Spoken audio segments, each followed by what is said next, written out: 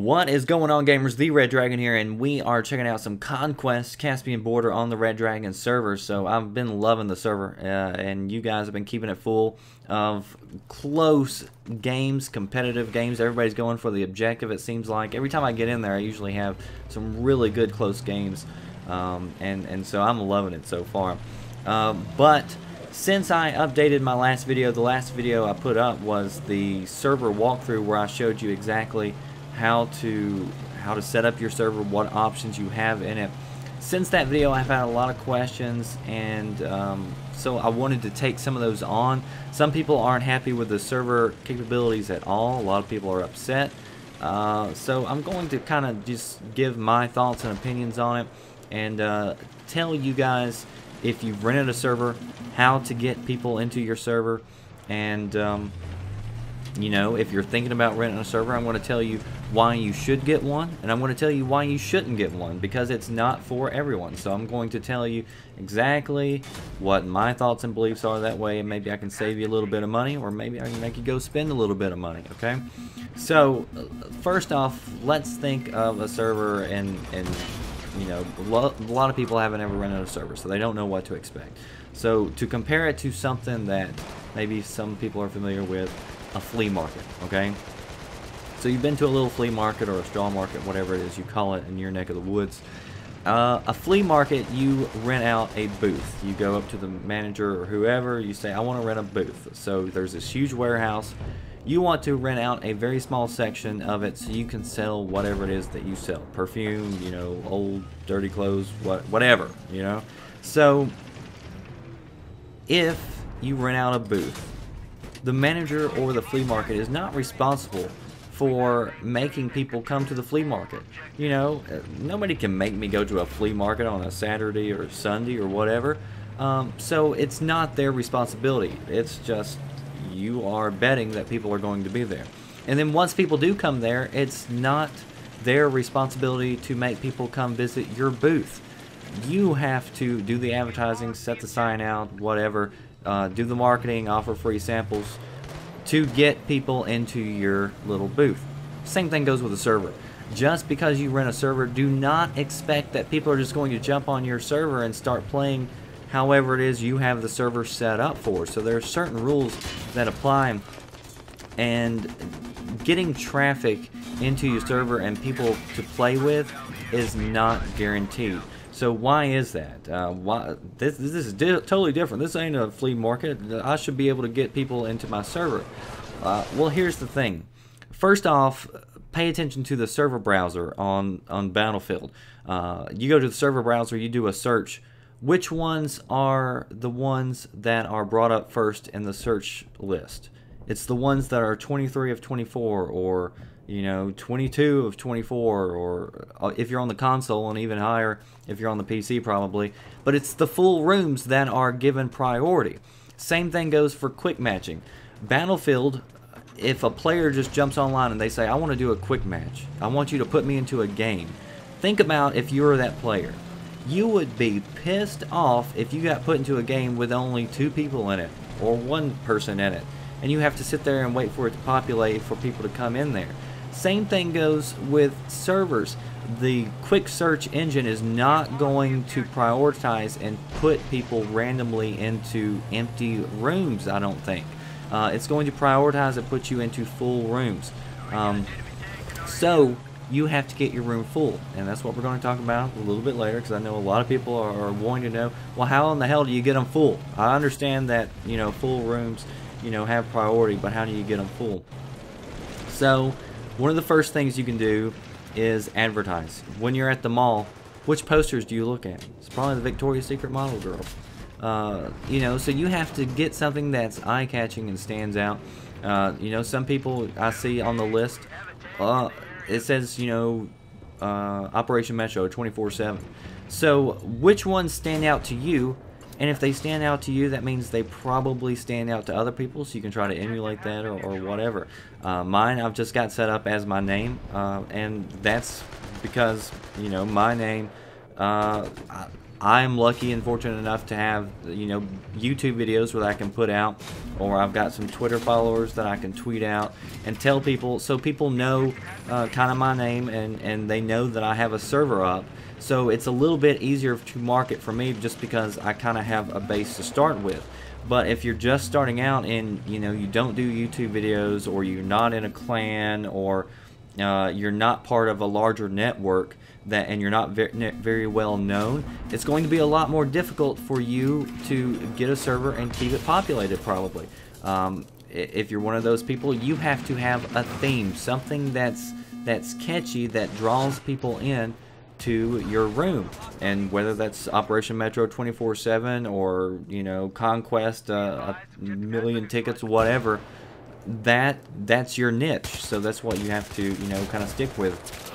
If you don't have, you know, that club or hangout or whatever, you could still go through your recent players list and invite all the players that you see that have recently been on, that are online, have the little green symbol if you're playing on the Xbox. So it's easy to send out invites, and maybe they'll come. And if enough people come, once you start getting more people into the server, it's easier to get it filled up. Because the more people you bring in, the search engine is going to say, okay, well, this one's filling up pretty good, it seems to be a good game, I'm going to throw some more people into this server right here. So once usually we get going, you know, with about 10 people or so, if it's early in the morning, then it's usually pretty easy to populate it the rest of the way, and people will just come in, or join off their friends. You know, you're inviting a person. That person may come, but he also may bring 3 of his friends that are in his party, or whatever. So sending out invites, having friends, huge benefit in order to renting your server. Now, a lot of people were upset with the server rental capability because they said, you know, there's not enough options. You can't customize and say, I don't want this particular gun out or anything. But I say it's just yet they don't have that capability. Think of this as version like 1.0, and if it's this good at version 1.0, I'm pretty excited for what they're going to be able to do and give us into the future if they do update it, which I think it's crazy not to, because now you have a bunch of people paying good money in order to have this capability. So we're going to want more functionality. And in fact, I actually tweeted the look how far we are up, but we're starting to lose all the bases. As long as you've got all this functionality, you're going to want more. And I tweeted the Battlefield Twitter the other day and said, you know, is there going to be any more options on Battle Log?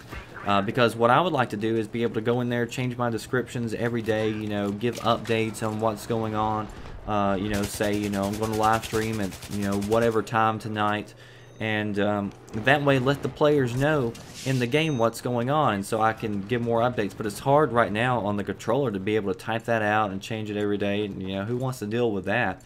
So if I had the options to change all the settings in game that I do on the battle log, I think that'll be coming, and I hope it does. And they actually replied back and they said they put it down. They're always looking for more you know, feedback as far as things and customizations wanted. So this is something that I believe they will update, and you know, this is version 1.0 or whatever, and so I think it's going to get really good from here on out. So I'm pretty excited about this. So what's the benefit of renting your server? Well, first off, you can get rid of people who, you know, piss you off, who aren't playing the game right, team kill you while trying to get in the chopper or a jet, or you know, who just aren't playing the game right and team killing other people, just not making it fun, you know. So you have the capability to kick that person. You also have the ability to have server admins. So I've got a team of Battle Strats players or members that I have set as admins, and I've got a link in the description box. You can go and you can see all their names, and that way if you're in a game and somebody's, you know, giving you hell or doing something that's not right, or you want, you know, a different map selected, you want to make a request of any kind, you can send that to one of the admins. Send them a message if you see them in game, or you can always tweet at me on my Twitter too. If I'm online, I'll go in there and try to check it out, and I'll try to actually manage the server. And that's something, you know, with renting a server, is keeping people happy, you know, trying to manage it, and not having to deal with all the BS that you would in a normal server. So now you have that power, and you should be able to, you know, get your friends on there to help manage it. And I'm telling you, if you keep your games full of good people, I've only had to ban, this whole time it's been up, 99.9% of the people all play right, and they're all playing the objective. It's that 0.1%, which has been like 4 or 5 people that I've only had to ban. So that's pretty good, I'd say. And we have admins in there all the time, and people are playing the objective, and they're having good, close games. And so I want to keep my people happy. So, you know, I'm testing things out. I'm trying to play around with different things, but it's important to, I think, you know, get feedback from the players. A lot of players wanted Cog Island Rush added, so I just added it earlier this morning. So I try to, you know, keep in contact with the people who are on my server, try to keep them happy and coming back, and, you know, run it just like a little flea market booth. And, you know, if you keep that mindset and you try to market yourself out there, then, you know, I think you'll do all right as long as you start get it populated. And like I said, having a lot of friends makes a big deal on that. Look at this. We were up so far in the game. Wasn't it like 54 to 20 something? See, lowering the tickets, the game can turn around so fast, and you don't have all the time that you're messing around dealing with stuff, and we're going to end up losing this one because we don't have the majority of the flags. It's a shame. But that's why I actually kind of like lowering the tickets. I was wanting to actually raise the tickets early on when I first got the server. I wanted longer games, but sometimes, you know, you get into a game and it's kind of, you know, stale, and one team gets up higher than the other or something, and it's just kind of everybody's messing around. But these games, I've noticed since I've done this and I've lowered the ticket count, they seem more intense, and it seems like, you know, you have less time to react, so every move you make is more critical, and being able to revive and all that other good stuff, that makes a big difference too. And one thing that I give kudos for is you guys who watch my videos, they are team players. They play the objective.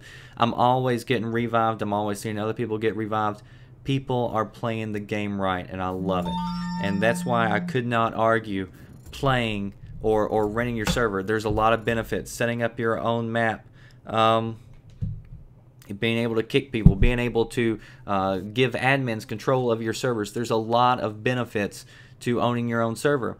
But there's also a lot of risks, and in order to overcome those risks, you know, use those tips, set out a good server name, invite your friends, invite recent players, and, you know, market yourself. You really got to market yourself. If you do YouTube, put up a YouTube video about it, which I will do on my server here shortly. So that is how you get people into your server, and that's how the system works, guys. Well, if you enjoyed this video, please like, comment, subscribe. Thanks for watching.